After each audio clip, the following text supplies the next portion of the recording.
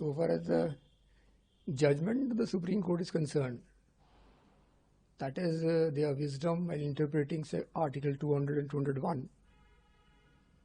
But that's true that there is no time-bound schedule available for the governor or honorable the president to exercise their power.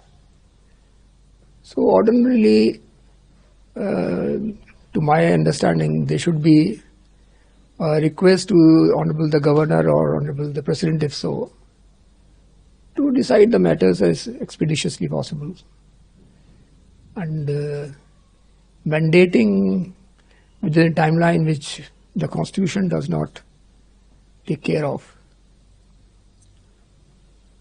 should have been avoided if possible. And so far as Article 142 is concerned, and that is only to do complete justice between the parties inter se. But giving timelines for disposal of matters pending is not, to my understanding, is 142 article. Comments are concerned, to my understanding, are very personal. I'm not supposed to say so either way. But to my understanding, we all have to introspect ourselves, because we all are equally responsible and accountable to see that the mandate of Constitution must be upheld and rule of law, on whose shoulders it has been today, must see that in upholding the rule of law, we must discharge our official obligations as being casted by the Constitution.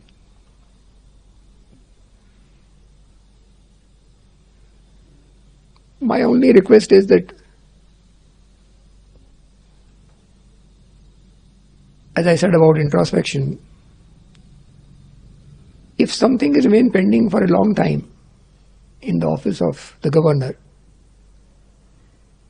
with the Constitution never taken care of, the framers always thought that let the authorities to whom official obligations have been casted upon must discharge their duties expeditiously. And that is what the Article 200 also postulates. If somebody is not discharging his duty, and at that point of time some comments are made, I don't say whether it is justified or not justified, but I'll always say it should have been avoided. And self-introspection, to my understanding, is the best recourse which is expected from everyone to follow. But sir, how do you see this remark made by the Vice President of holding a high office of the country, calling Supreme Court as that is his personal comments. I don't want to say. Everybody examine the authorities' function in their own way. It is Honorable Vice President as his personal view, which he has put before the public. Let public examine it. But sir, isn't clearly showing the rift between the government and the judiciary after this remark? I don't think there is any rift. I don't think. And there should not be any rift. Judiciary is discharging its duties. Executive is discharging their own duties. So I don't think there is any rift of any kind. Thank you, sir.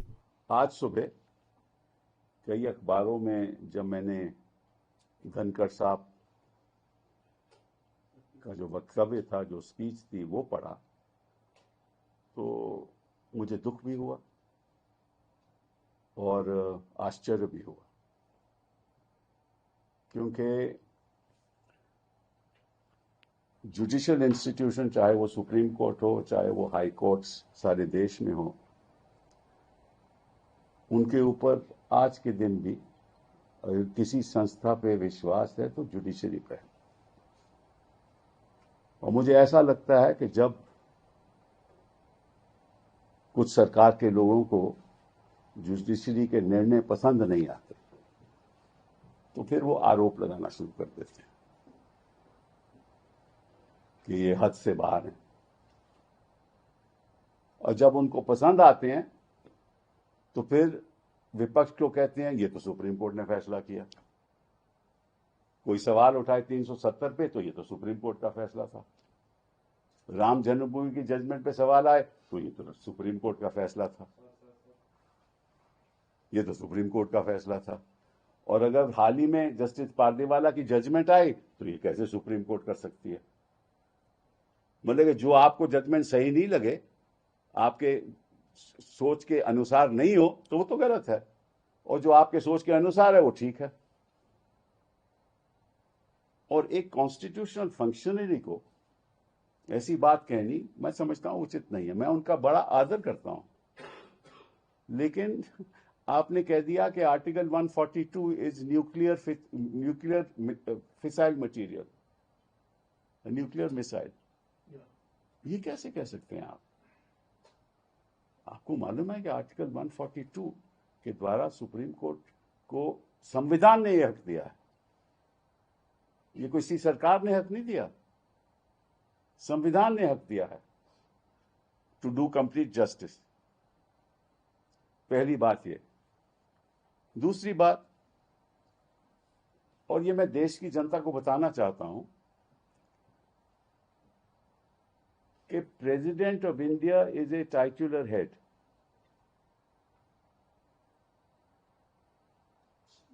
जब president अपनी functions करती हैं, वो cabinet की advice के अनुसार करते हैं। The President acts on the aid and advice of the Council of Ministers. The Governor of a state acts on the aid and advice of the Council of Ministers in the state. तो अगर कोई विधेयक पारित होता है तो governor के पास जाता है। गवर्नर, संविधान ने हक दिया है, गवर्नर कमेंट्स करके वापस भेज सकता है विधेयक को, और फिर अगर दोबारा पास कर दे लेजिस्लेचर, असेंबली पास कर दे, तो गवर्नर को साइन करना पड़ता है, ये संविधान कहती है। गवर्नर ये भी कर सकता है कि कोई विधेयक को वो प्रेसिडेंट को भेज दे अपने कमेंट्स के साथ कि मुझे ये सही नहीं लगता,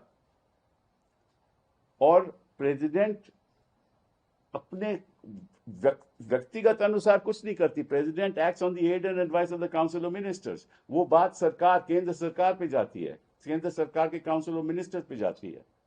वो एडवाइस करते हैं प्रेसिडेंट को कि क्या करना है। ये प्रेसिडेंट का कोई व्यक्तिगत हक नहीं है। ये धनखड़ जी को मालूम होना चाहिए। उन्होंने कहा कि आप प्रेसिडेंट की पावर को कैसे कंट्रोल कर सकते हो। भाई कौन कर रहा है प्रेसिडेंट की पावर को कंट्रोल? मैं उदाहरण के तौर से आपको बताना चाहता हूं कि एक गवर्नर के पास विधेयक जाए और वो 2 साल वहां पड़ा रहे, वो अहम विधेयक हो कि जिसकी जनता के प्रति कई चीजें करनी हो, तो गवर्नर क्या बैठ सकता है? 2 साल बैठ सकता है उस मामले में, और कोर्ट को कोई अधिकार नहीं है कुछ करने का। This is in fact an intrusion on the supremacy of the legislature. ये तो उल्टी बात है।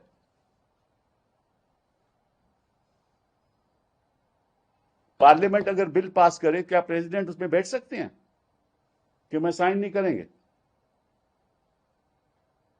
और अगर साइन नहीं करें तो किसी को अधिकार है कि नहीं कि भैया ये ऐसा अहम बिल है, कोई टेररिज्म पे बिल पास हो या किसी और चीज पे बिल पास हो, प्रेसिडेंट ये तो नहीं कह सकता मैं साइन नहीं करते। हाँ, कमेंट्स लेके वापस भेज सकते हैं, दोबारा पास हो, प्रेसिडेंट हैज टू साइन। ये तो संविधान की परंपरा है। ये अदालतों ने डिसाइड कर लिया है ऑलरेडी। तो मुझे इस बात का आश्चर्य है कि कभी तो बेगवाल जी जाकर कहते हैं कि हद में रहना चाहिए, कभी रिज्जू जी केरला में कहते हैं कि ये क्या हो रहा है, अगर हम भी करने लगे तो, और धनखड़ जी कहते हैं कि ये तो देखिए पुराने टाइम जब 8 जज थे सुप्रीम कोर्ट में तो 5 जज फैसला करते थे। मेजोरिटी थी। अब तो इतने जज हैं, 2 ही जज से फैसला करें। भाई 2 ही जज फैसला करेंगे ना, सुप्रीम कोर्ट तो बेंचेस पे बैठेगा, या 3 जज या 2 जज या 5 जज या 7 जज या 9 जज या 11 जज, और एक बार 13 भी बैठे थे। तो सुप्रीम कोर्ट तो ऐसे ही फैसला करती है ना। 2 जज फैसला करें, सारे देश को मानना पड़ता है, 3 करें, सारे देश को मानना पड़ता है। सुप्रीम कोर्ट होती है। आपको याद है जब इंदिरा जी के इलेक्शन का फैसला आया और उनको अनसीट किया गया, तो सुप्रीम कोर्ट के मामला आया कि स्टे क्या देना चाहिए। किस जज का फैसला था? एक जज का, जस्टिस कृष्णा अय्यर। याद है आपको? तब धनखड़ जी सब ठीक था, क्योंकि अब 2 जज का फैसला है वो गलत है, क्योंकि सरकार के पक्ष में नहीं है।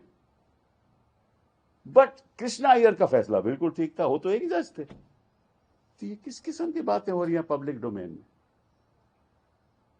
मुझे तो, मैं सोच भी नहीं सकता।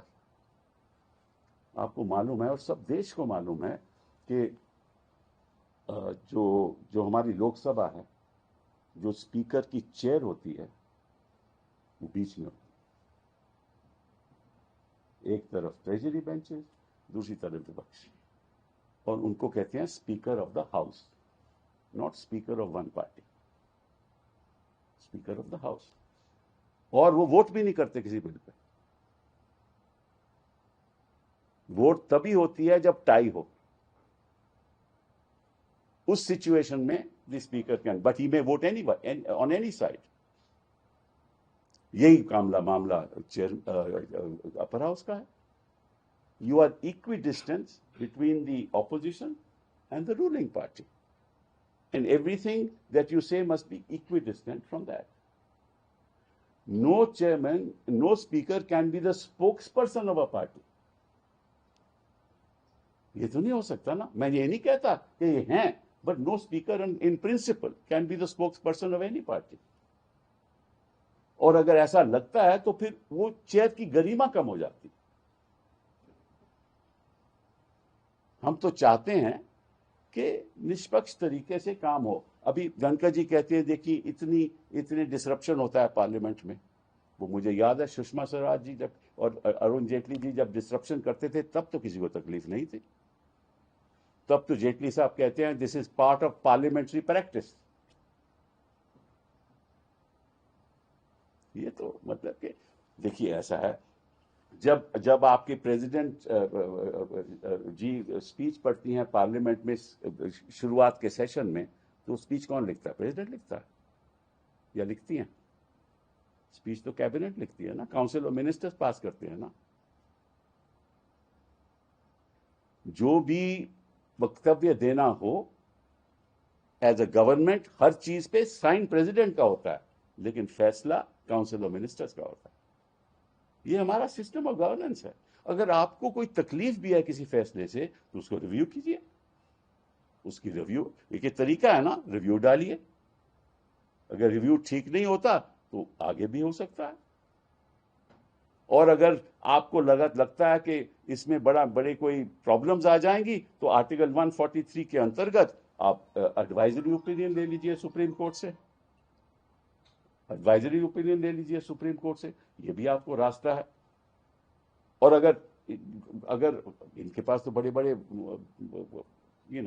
वकील, ऐसे काबिल वकील हैं जो हम बता देंगे इनको क्या करना, क्या नहीं चाहिए। लेकिन एक ऐसा वक्तव्य देना कि अब article 142 is nuclear missile. What was a nuclear missile was नोटबंदी, नॉट 142। कि आपने सारी समस्या खत्म कर दी लोगों की आर्थिक समस्या में। गरीब लोग के पास पैसा नहीं रहा, तब तो कोई तकलीफ नहीं किसी को हुई। और साथ में आपने और कुछ बड़ा कुछ कह दिया। आपने अपनी स्पीच में 1982 की बात की, 84 की बात की। आपने अपनी स्पीच में 1984 की बात की, 2002 की तो नहीं की। आपने इमरजेंसी की बात की, जो कॉन्स्टिट्यूशनली डिक्लेयर्ड इमरजेंसी जिसकी एडीएम जबलपुर ने जिसको अपहोल्ड किया, आपने अनडिक्लेयर्ड इमरजेंसी की तो बात ही नहीं की। ये भी तो इमरजेंसी चल रही है ना। आपने जिस तरह से संस्थाओं का कब्जा हो रहा है उसकी बात नहीं की। जिस तरह से एक पब्लिक, मतलब कि बेचारे जो जज हैं वो तो बोल नहीं सकते ना, वो कैसे जवाब दें? वो भी जवाब नहीं दे सकते। तो आप ऐसे वक्तव्य दोगे, ऐसा लगेगा कि जुडिशरी को एक सबक सिखाया जा रहा है। ये उचित नहीं है, ये संवैधानिक भी नहीं है। फिर आपने एक और अजीब सी बात की। आपने कहा कि जो 14-15 मार्च को किसी जज के घर पे कुछ हुआ तो उसके पास हमें सुप्रीम कोर्ट में से ऐसी खबर मिली है, ये आपने कहा, reliable sources from supreme court के बताया गया। उसका एफआईआर क्यों नहीं हो रहा? अभी आप तय करोगे वो एफआईआर करना। वो भी एक 5 जजेस का फैसला है वीरा स्वामी का कि एफआईआर तभी होगी जब chief justice of India sanction देगा। तो उस फैसले को नहीं आप मानते? अभी जो फैसले हो चुके हैं उनको मानते नहीं, जो क्योंकि आप सोचते हो कि वो गलत हैं, और जो आप सोचते हो सही हैं क्योंकि सरकार वो ऐसा चाहती है तो वो सही है। और फिर आपने ये कहा कि उसके खिलाफ एफआईआर होनी चाहिए, और आज तक कोर्ट क्यों नहीं बताती कि क्या नहीं है? तो कोर्ट आपको बताएगी। ये कोर्ट का एक कर्तव्य है कि आपको जाकर चिट्ठी लिख के बताए कि ये हो रहा है। कोर्ट फैसला करेगी और हम कोर्ट के लिए खड़े हुए हैं। कोर्ट को तथ्य तक पहुंचता है कि किसने साजिश की, किसने नहीं की। और आपको अगर कोई खबर है तो बताइए जनता को, और ये भी बताइए कि किसने आपको खबर दी। ना कोर्ट आपके काम में दखल अंदाज कर सकता है, ना आप कोर्ट के काम में दखल अंदाज कर सकते हैं।